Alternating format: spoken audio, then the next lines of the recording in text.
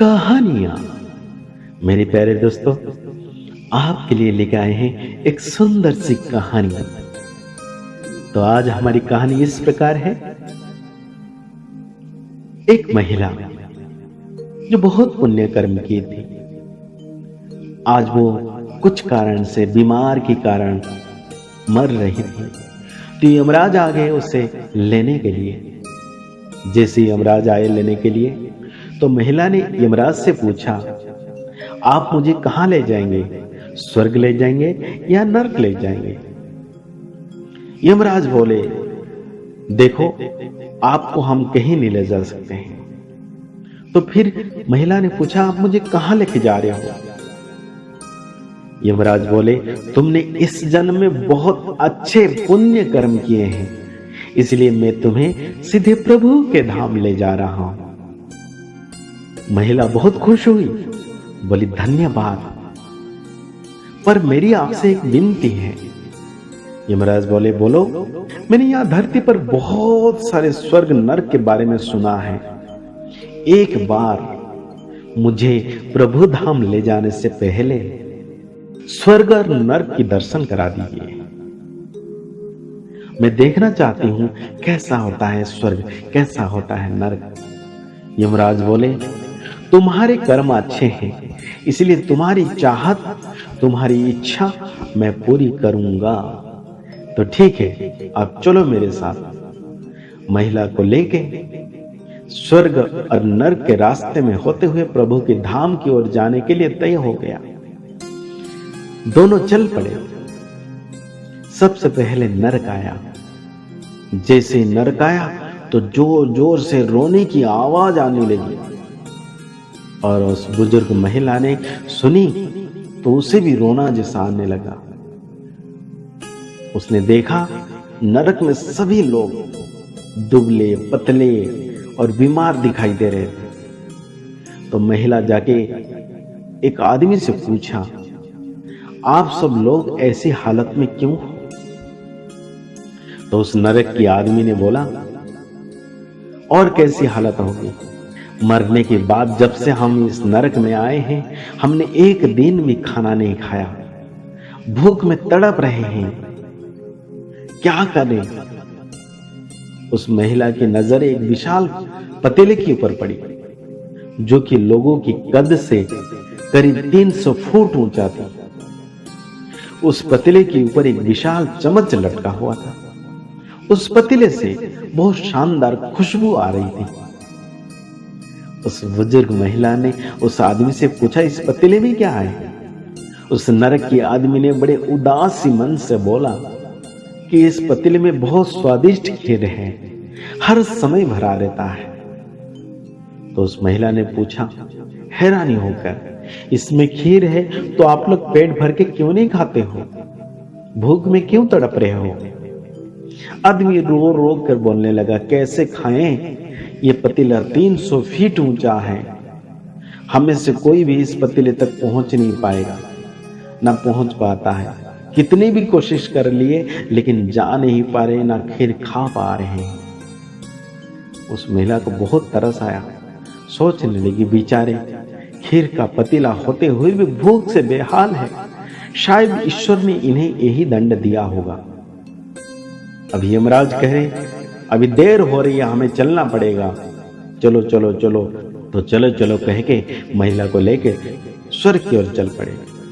जैसे ही स्वर्ग आया, उस महिला ने देखी वहां के जितने सारे मनुष्य थे, हंसने खिलखिलाने की आवाज उनकी सुनाई दी। सब बहुत खुश दिखाई दे रहे थे, सबके चेहरे पे मुस्कान थी। उनको खुश देखकर उस महिला ने एक आदमी को पूछा, तुम यहां स्वर्ग में हो और इतना खुश क्यों हो?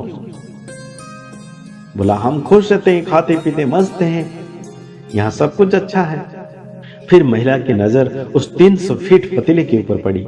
जैसा नरक में था वैसा भी यहां एक था, और एक चम्मच भी लटका हुआ था।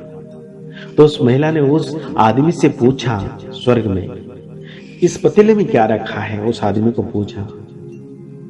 तो उस आदमी ने कहा कि यहां तो बहुत स्वादिष्ट खीर है, और हम लोग रोज खाते हैं, पेट भर कर खाते हैं।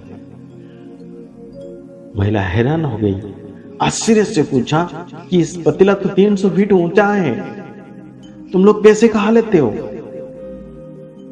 तो उस आदमी ने कहा, ईश्वर ने हमें सब कुछ दिया है, पेड़ पौधे, नदी, झरना, बड़े खुशियों का मौसम है, पर तुम लोग खुश कैसे हो, कैसे खा लेते हो? फिर उस महिला ने पूछा।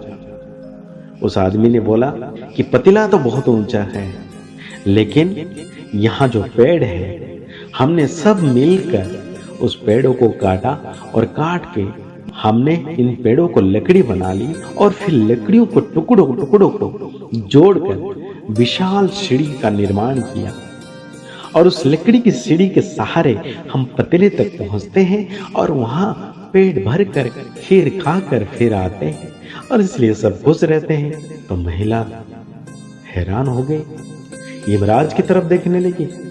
यमराज मुस्कुराए और बोले, ईश्वर ने स्वर्ग और नरक मनुष्य के हाथों में ही सौंप रखा है, चाहे तो अपने लिए नरक बना लो, चाहे तो अपने लिए स्वर्ग, कर्म ही आधार है। यमराज बोले, ईश्वर ने सबको एक समान हालात में डाला है, उसके लिए उसके सभी बच्चे एक समान हैं, वो किसी से भेदभाव नहीं रखता है। वहां नरक में भी सब पेड़ पौधे सब थे, पर वो लोग खुद आलसी हैं, ईर्ष्या, भेद भाव, तेरा मेरा, उन्हें खीर हाथ में चाहिए था। वो कोई कर्म नहीं करना चाहते थे, कोई मेहनत नहीं करना चाहते थे, इसीलिए भूख से बेहाल है। क्योंकि ये ही ईश्वर की बनी बनाई दुनिया का नियम है, जो कर्म करेगा उसको सफलता मिलेगी और उसको फल मिलेगा, और जो मेहनत करेगा उसी को मीठा फल खाने को मिलेगा। और नरक में भी वही चीज था, लेकिन ईर्ष्या, देश, भेद भाव, मेरा तेरा में समय बिता दिए, मिलजुल के काम नहीं करते थे। तो प्यारे दोस्तों, यमराज की ये शिक्षा, ये कहानी हमें यही सिखाती है कि सदा हमें अच्छा श्रेष्ठ कर्म करना है। हमारे हाथ में कर्म है। आज हमने नरक बना लिया संसार को, अगर हमें स्वर्ग बनाना है तो श्रेष्ठ कर्म करना पड़ेगा, मेहनत करना है, मिलजुल कर रहना है, अच्छे कर्म करना है। हमारे जीवन जब सुंदर बन जाएगा तो ये संसार भी स्वर्ग बन जाएगा।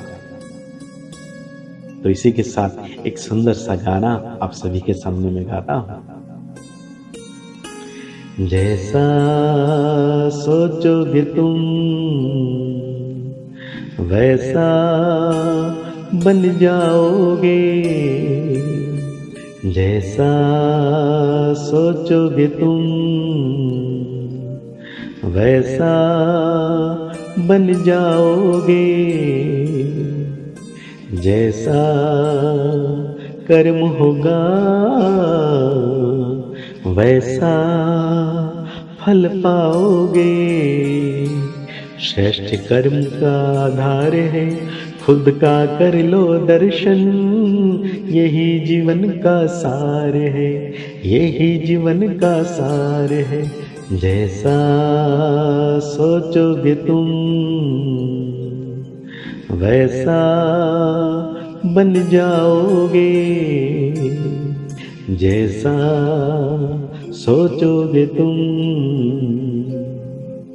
वैसा फल पाओगे, जैसा कर्म होगा